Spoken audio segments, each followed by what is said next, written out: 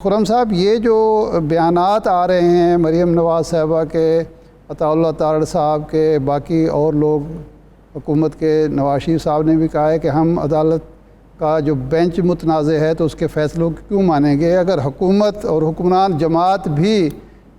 Supreme court کے فیصلے نہیں مانے گی تو پھر باقی پر وہ کیسے بائنڈنگ ہوں گے؟ جی، موجودہ جو کیس چل رہا ہے اس کے اوپر دو سوالات کھڑے ہو گئے ہیں۔ ایک تو آپ کو معلوم ہے کہ جو 9 بینچ سے معاملہ شروع ہوا تھا، وہ اس کا جو پہلا فیصلہ آیا وہ اس کے اوپر خود ہم نے نہیں، ہم نے تو اپنی ایک رائے دی تھی، لیکن جو جج صاحبان اس میں موجود تھے بینچ میں، انہوں نے بہت ہی سنجیدہ ترین سوال اٹھا دیا کہ یہ جو فیصلہ ہوا تھا یہ فیصلہ وہ نہیں تھا جو ججوں نے کیا، اور وہ جو 4-3 کی کنٹروورسی ہے، 4-3 اور 3-2 کی، جب تک کورٹ دستاویزی طور پہ یعنی 1 مارچ جس دن کورٹ نے یہ فیصلہ سنایا عدالت میں، اس دن کی کوئی ان رائٹنگ ابھی تک ایویڈنس ہمارے سامنے کورٹ پروڈیوس نہیں کر سکا کہ ججوں نے ایکچولی کیا کہا تھا۔ اور اگرچہ ہمیں سنی تھی کہ جی سب نے سائن کیے، لیکن بارہا آپ کو معلوم ہے جسٹس بندوخیل نے اس سے پہلے کہ انہوں نے بینچ سے اپنے آپ کو ریکیوز کیا، انہوں نے ایک پورا دن اس پر لگایا کہ وہ کاغذ کدھر ہے، وہ فائل کہاں ہے جس کے اوپر ہمیں پتا۔ تو لہذا پہلا فیصلہ تو یہ ہونا ہے کہ جس کیس کی جو ہے وہ اس کے خلاف اب تحریک انصاف کیس لے کر گئی ہے اپنی درخواست، وہ اس ایکچوئل کیس کا فیصلہ کیا ہے۔ تو پہلے تو ہماری استدعا یہ ہے عدالت عظمیٰ سے کہ وہ اس بات کی وضاحت کریں، وربلی نہیں، ان رائٹنگ، کہ وہ جو پچھلا سو موٹو کیس تھا اس کا نتیجہ کیا ہے، کیونکہ یہ بات اب کلیئر بالکل بھی نہیں ہے۔ جسٹس بندوخیل کے بعد، جسٹس منصور علی شاہ کے بعد، اور مختلف جو ججز نے اس کے اوپر اپنی رائے، اس سے پہلے ہی خواجہ آفریدی اور اطہر بلّہ جو ہے انہوں نے اپنی رائے واضح کر دی تھی۔ تو لہذا پہلے تو عدالت نے سوموار کے روز، ہماری توقع یہ ہے کہ جی اگر تو 4-3 کا فیصلہ، اس کا مطلب پچھلا کوئی فیصلہ ایگزسٹ ہی نہیں کرتا، لیکن وہ خرم صاحب کلیئر ہے نا، وہ 5 ججز کا فیصلہ ہے، 5 کے 5 یہ غیر مؤثر دستخط ہیں۔ خرم صاحب 5 کے 5 ججز کے اس پہ دستخط ہیں۔ جی دیکھیے یہ بات جو ہے، اگر مجھے بہت ہماری توقع ہے کہ جب ایک عدالت کے فاضل جج نے یہ بات کی ہے، یہ ہمارے پاس صرف وربل ایک ایویڈنس ہے کہ جی 5 ججوں کے دستخط ہیں، لیکن پھر دہرا دوں کہ 1 مارچ 2023 کے آرڈر آف دا ڈے کا کوئی کاغذ اور فائل موجود نہیں ہے، اور اس میں ہمیں یہ بہت ہی ایک عجیب صورتحال ہے سپریم کورٹ میں کہ ان رائٹنگ فیصلے کی کوئی ایویڈنس ابھی تک سامنے نہیں آئی۔ تو ہماری درخواست ہے، ہم نہیں چاہتے کہ اس معاملے کو کنٹروورسی بنایا جائے، جو بھی فیصلہ ہے چاہے 4-3 کا ہے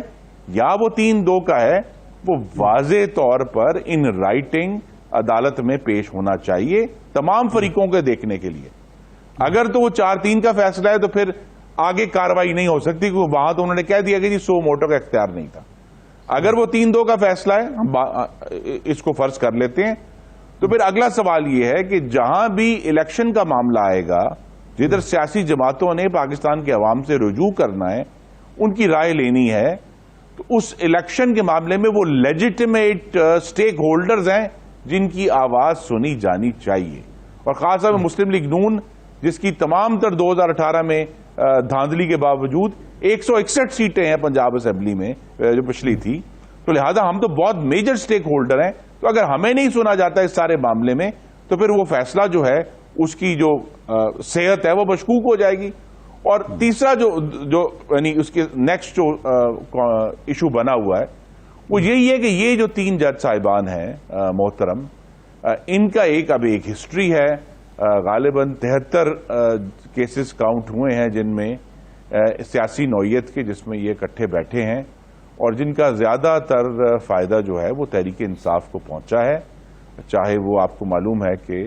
پچھلے سال موسم گرما میں جو پنجاب حکومت کا جو 63A کی جو ڈیفینیشن کی گئی، پہلے A کی گئی، اور پھر عدالت نے اپنا لیکن ہمارا جو سوال تھا نا پورا اپنا فیصلہ تبدیل کیا۔ یہ باتیں ٹھیک ہیں خرم صاحب، ہمارا جو سوال تھا وہ یہ تھا کہ نواز شریف صاحب کی سٹیٹمنٹ کے بعد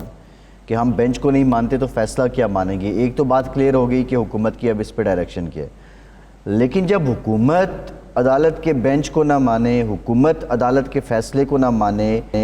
تو پھر حکومت یہ کیسے توقع کر سکتی ہے کہ جس اسٹیٹ کو وہ ہیڈ کر رہی ہے، جس عوام کو وہ ہیڈ کر رہی ہے،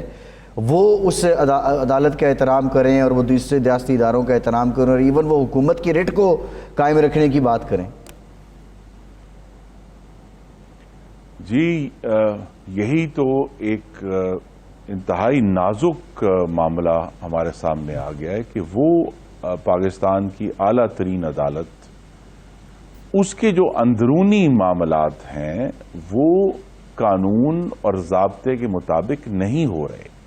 اس میں ایک، جس طرح میں نے کہا، 1 مارچ کا پروڈیوس کیا جا سکتا تھا. اگر وہ 5 ججوں کے دستخط ہیں تو ہیں،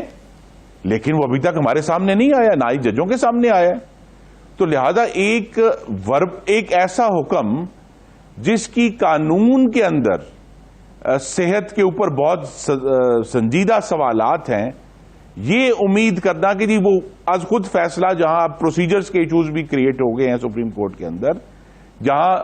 ججوں کے فیصلوں کو رجسٹرار جو ہیں وہ اپنے سرکولر کے ذریعے مسترد کر رہے ہیں. تو لہذا اس سے پہلے کہ یہ حکومت سے توقع کی جائے کہ وہ جو ہمیشہ عدالت عالیہ کے حکم کی پابند ہے، کہ عدالت عالیہ نے خود بھی اب اس وقت وہ کٹہرے میں ہے کہ کیا وہ قانون اور ضابطے کے مطابق چل رہے ہیں یا نہیں چل رہے. اچھا یہ فرمائیں کہ تاثر یہ پختہ ہو رہا ہے عدالت کے اندر بھی، عدالت کے باہر بھی، اور آپ کے سامنے بھی، میڈیا میں بھی، کہ صرف حکمران اتحاد الیکشن سے خوف زدہ ہے، عمران خان کی کامیابی سے خوف زدہ ہے، اس لیے الیکشن کمیشن کو بھی مجبور کیا جا رہا ہے، اور وزارت خزانہ نے، وزارت داخلہ نے کہا کہ جی ہم نہ سیکیورٹی دے سکتے ہیں، نہ آپ کو پیسے دے سکتے ہیں الیکشن. تو یہ ایک سیاسی جماعت کے لیے کوئی اچھا سرٹیفکیٹ ہے کہ اس کے بارے میں یہ تاثر ہو کہ وہ الیکشن سے بچنے کے لیے سارے قد و کاوش کر رہی ہے اور عدالت کو متنازع بنا رہی ہے؟ جی آپ کو اپنی ارشاد صاحب، ظاہر ہے جو لوگ یہ تاثر بناتے ہیں انہیں اپنی رائے قائم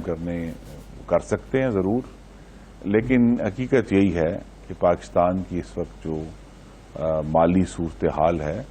اور جو ہماری امن و امان کی صورتحال ہے، جو عمران خان کے اس فیصلے سے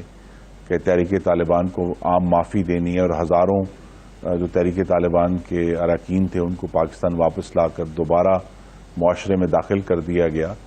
اس کی وجہ سے حالات مخدوش ہیں. اور تیسرا جو ہمارے سامنے، اور یہ I think P D M کے ساتھ، اس کے ساتھ براہ راست تعلق ہے پی ڈی ایم کی جو ساری جماعتیں ہیں، کہ ہماری اس حکمران اتحاد میں تمام صوبوں کی جماعتیں شامل ہیں، اور تمام صوبوں کی جماعتوں کے مختلف ایشوز کے اوپر رائے فرق ہے،